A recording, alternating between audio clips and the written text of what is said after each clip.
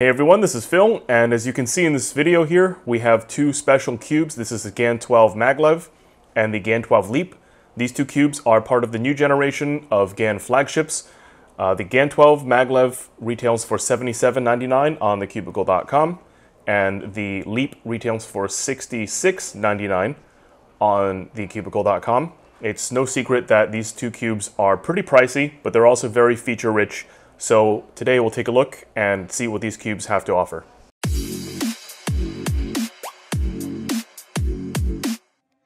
So this is the inside of the GAN12 box. This is a fantastic card. It's really cool. Yeah, I might keep this around. This is their usual, and then we have the cube and an accessories pack. The accessories pack has, so these are usual pamphlets. And then we have a nice GAN bag. This is a nice shade of blue. And also this accessories box, which looks and feels like dental floss. But this is presumably an adjustment tool and extra magnets for the corner bases. All right, so this is the cube. Looks like the box is cut diagonally, and this is the cube. So the GAN12 Maglev is the highest form of GAN12 that we currently have. It's the most expensive and the most feature-rich, so let's talk about what it has. On the outside, it has UV coating. You can see it in the shot right here. And it's really pleasant to touch. It has really good grip, and I'm not smudging it. And yeah, it just looks and feels really, really premium. It also has Maglev, which we will get to very soon. I'll open this cap, and we'll see how GAN is implemented as Maglev. Let's do some first turns.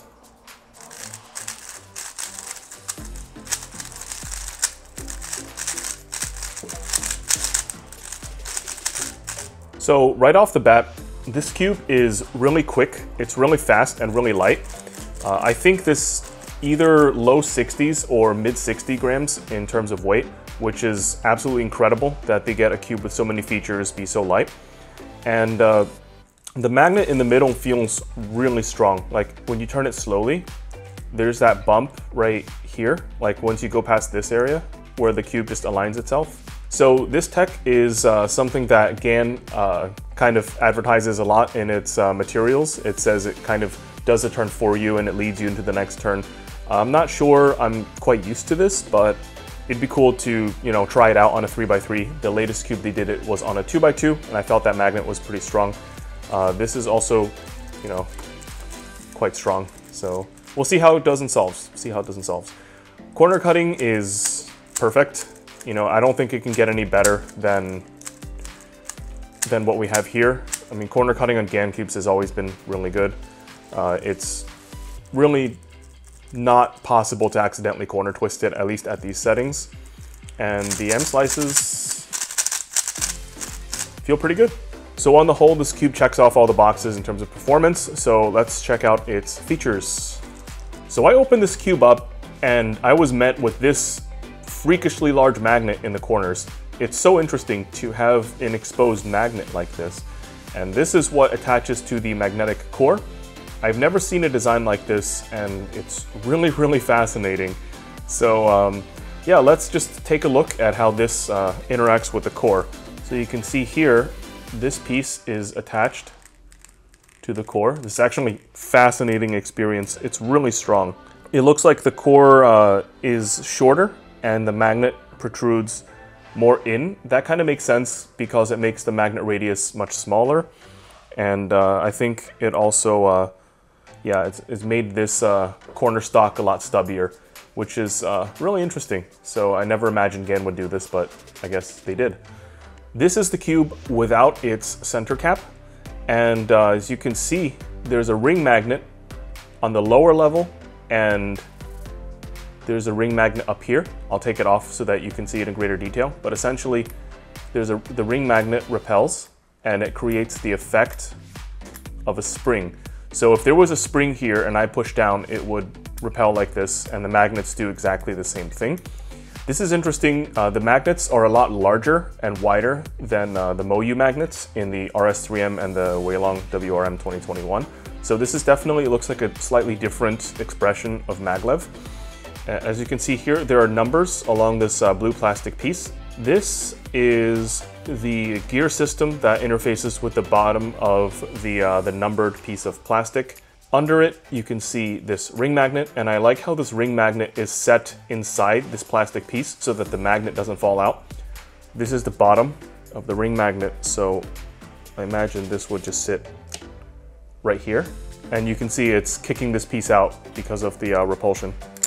Absolutely fascinating. Okay, so let's quickly talk about how to adjust this cube. Adjustment can be done using this tool here. So as you can see, there's some give on the tool right now. You can pull this, it'll snap into place, and now it doesn't have much give.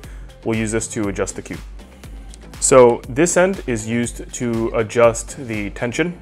When you get it in, you can turn it, and that big snap there is the tension going from one end of the spectrum to the other. There are 6 settings for tension. This end here is used to adjust the travel distance. You just turn clockwise like this, and there are 6 settings as well for travel distance. Adjusting this does take a very fine touch. If you push down too hard, you can accidentally unscrew the centerpiece. And now you might be wondering, hey, there's another cube, right? There's the Leap, and here it is. This is pretty much the same cube, except it has a frosted texture on the outside, so it's not as glossy. So this will resemble more closely the original GAN 11M Pro, if you're used to that. And if you open it up, the numbered blue dial for the tension is still here, but there is a bigger clear GS nut under that, which you can adjust with this tool. You just go and you turn it. So that's pretty cool. And this is pretty much what the GAN 11M Pro was, except now you don't have to interchange a blue part in the middle. So all the settings are available using all the pieces that are originally given to you, which is a good, healthy design philosophy, I think. All right, so now that we know more about these cubes, let's do some solving. And while you're watching the solves, I'll kind of share my first impressions and my feelings on these 2 cubes. Hey, I'm back with some solves. Solving on these 2 cubes was an interesting experience. The core magnets were quite strong, so it definitely took some time to get used to. Unfortunately, I didn't really enjoy solving on the GAN 12 Leap. I'm not a fan of frosted plastic as I can't grip it very well. I understand it goes away after use, but it's not really worth it for me to cube that long on a frosted cube when I have a bunch of other glossy choices available immediately.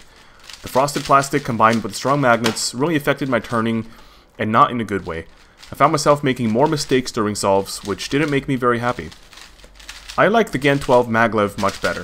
The glossy plastic was a lot more comfortable to hold. The turn of this version also felt lighter, probably due to the maglev's reduced friction. On the whole, the maglev version's lighter turn made the experience more enjoyable. The magnets were still strong, but were more manageable because the cube was lighter to turn with better grip. In summary, I think the GAN 12 is a pretty good cube. The Leap was lukewarm for me, but the maglev was great. It performs well and is really adjustable. However, the obvious issue is, the price is as high as ever. In fact, this is the most expensive stock Speed Cube that you can buy. My verdict here is that if you have the money and know what you want, the GAN 12 maglev can be a good idea. As always, I hope this video helped you learn more about these 2 new cubes. See you in the next one.